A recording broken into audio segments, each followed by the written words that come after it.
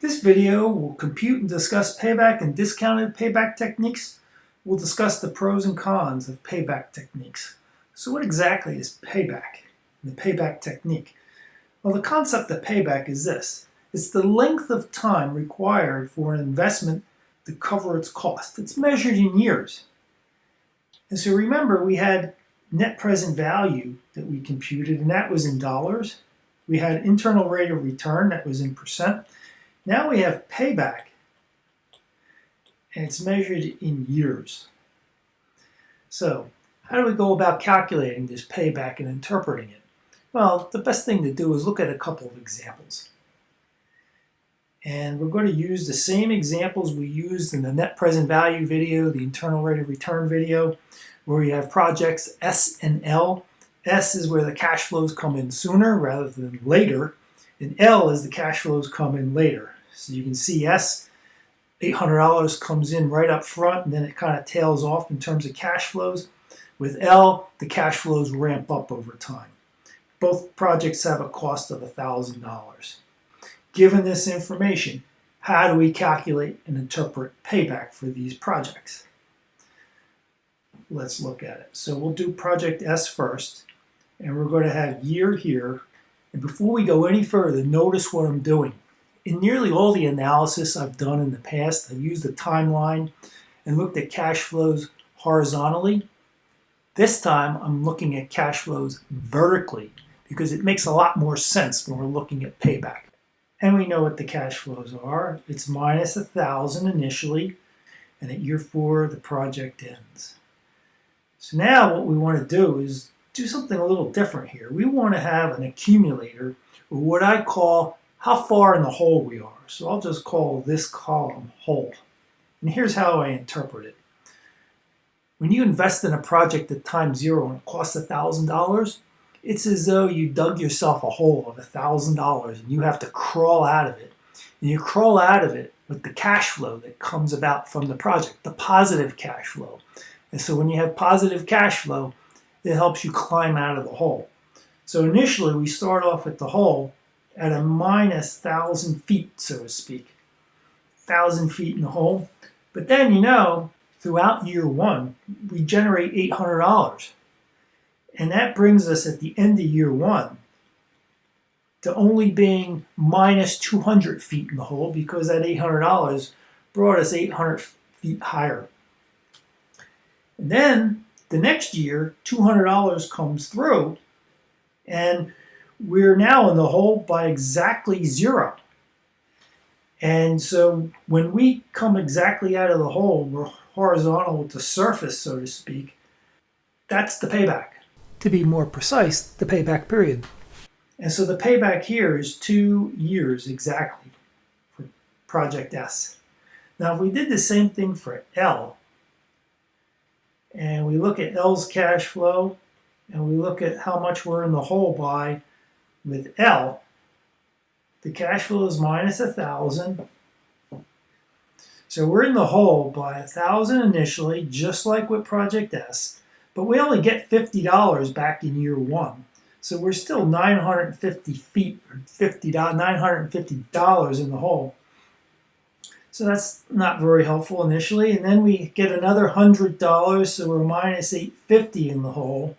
Then we get $500 throughout that 3rd year, and now we're 350 in the hole. And finally, we pull ourselves out of the hole, and we're at the end of year 4, we're positive $450. So how do you calculate the payback period? Well, the point at which we went from negative here to positive means that the payback happened somewhere at this point, somewhere between years 3 and 4.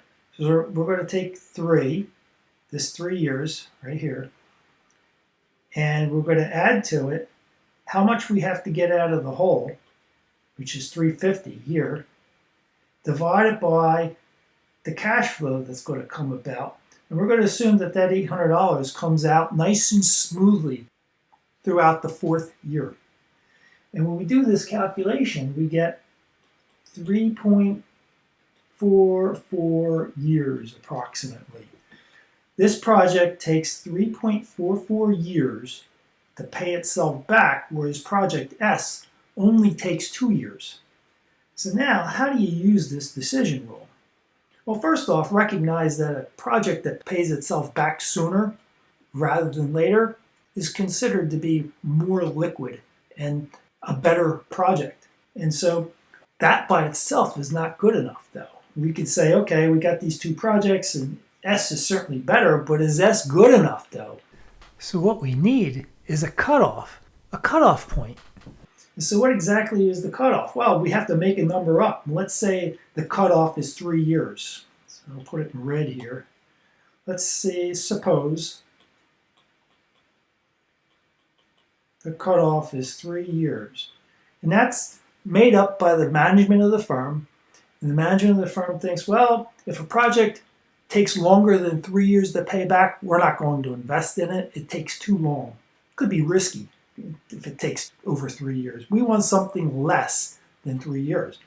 Well, in that case, then project S is the winner. It's the better project, and L is unacceptable because it takes too long to get the cash flows. So now, let's look at the pros and cons associated with payback. First off, it's a con. I'll put a C here. Con, because it's measured in years.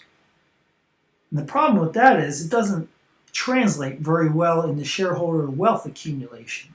So you can't add years and say, okay, that translates into more shareholder wealth, or subtract years or less years.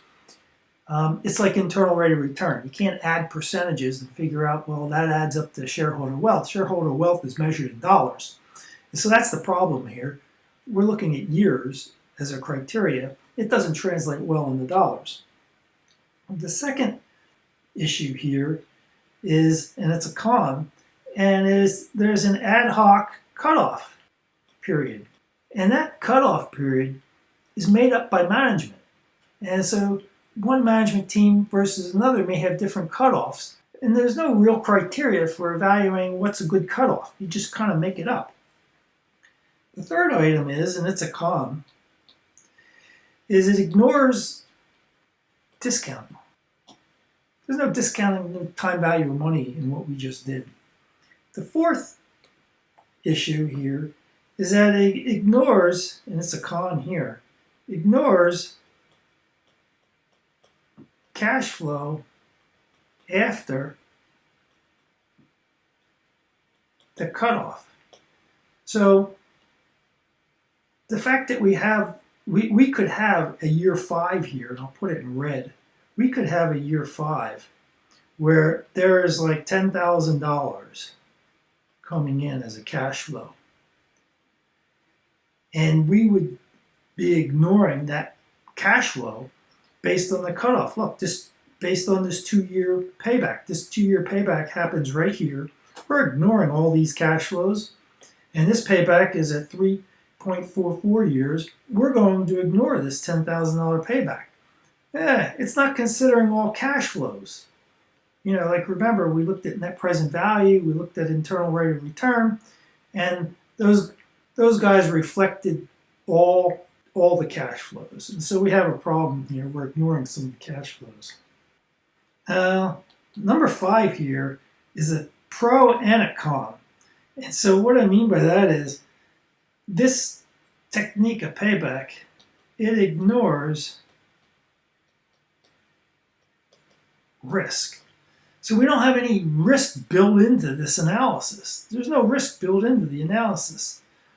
Although, and so that's the negative side of things. Normally, by the way, discounting reflects risk because there's a risk premium, and a higher interest rate means that there's a lower net present value. So risk is ignored. However, the idea of itself of payback reflects risk. And here's how to interpret it. It's a signal for risk and liquidity of a project.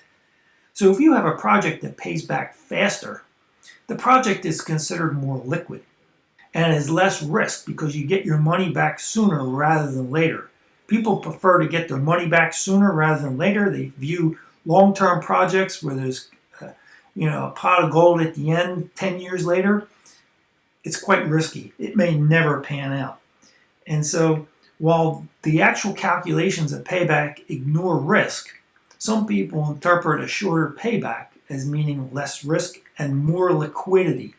Given that you have a lot of small firms that are liquidity constrained, and what I mean by that is small firms don't have access to the bond market or the stock market.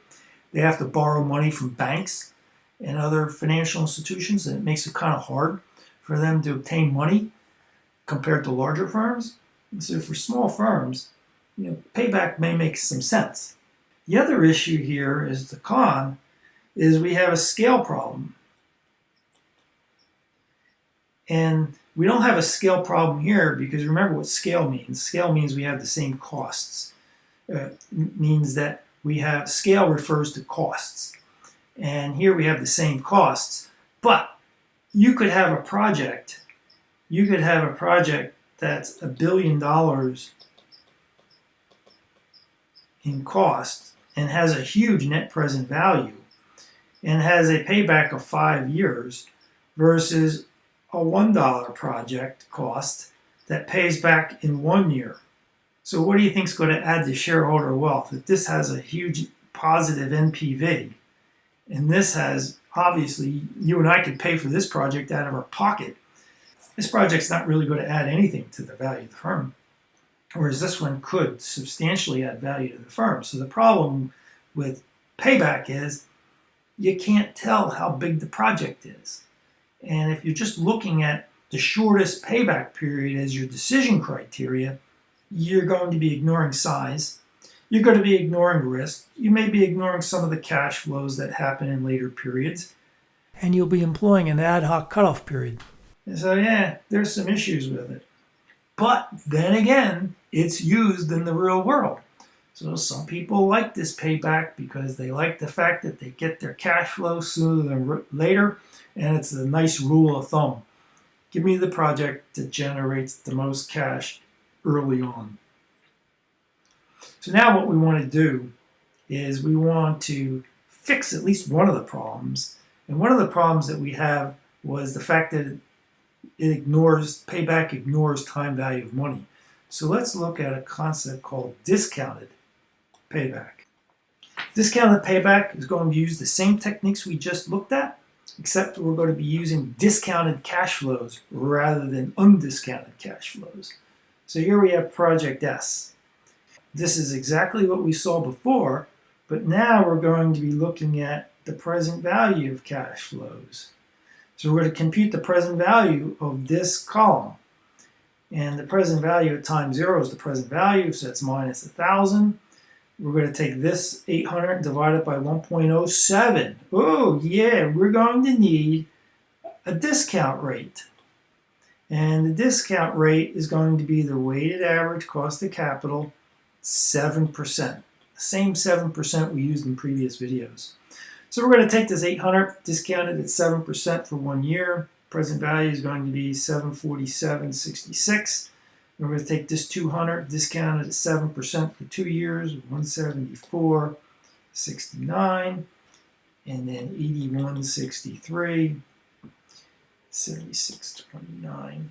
And now we're in the whole by, the discounted whole, so to speak, minus 1,000 like before. Now add this to it, and we're going to be down 252. So we're still climbing out of the hole here. And now we're going to add 174. We're still in the hole. Now we're going to add 81. Oh, okay, we add 81. We go positive. So the payback has to be here. The discounted payback has to be here. It has to be 2 years plus the amount we have to dig ourselves out of the hole by, put it in positive form, get that negative sign out of there, divide it by the 81.63, assuming that that 81.63 gets earned smoothly from year 2 to year 3. And so what happens is we get a payback of 2.95 years, which is going to be longer than regular payback because we just decreased the size of these positive cash flows here. These positive cash flows are smaller than what they were when we looked at undiscounted cash flows up here. So keep that in mind. Discounted payback is going to be longer. Now we do project L. There's the discounted cash flows labeled, and now let's look how we can get out of the hole. We start off in the hole $1,000 or 1,000 feet. We add 46.73 feet or dollars. We're still in the hole by 953.27, and so on. Let's add the 87. Ooh, we get to 610. Look, we're going to go positive. And so that tells us that, and we're going to go positive right here between years 3 and 4. So the payback, the discounted payback is 3 years plus 457.78, this guy with the positive sign, divided by that present value of the last cash flow, and we get 3.75 years. Again, discounted payback will give you a longer payback period because you're dealing with smaller positive cash flows to dig yourselves out of the hole. So again, you're going to apply that cutoff technique.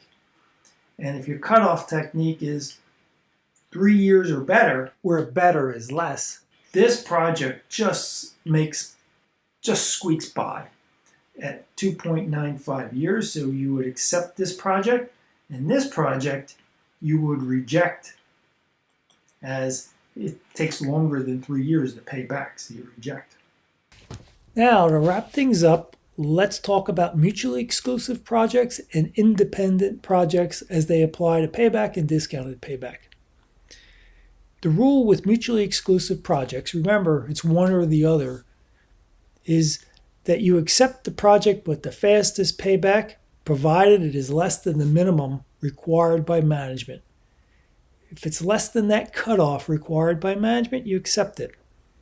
And you're going to only pick one. Now, if none of them are less than the cutoff required by management, then you're going to reject all.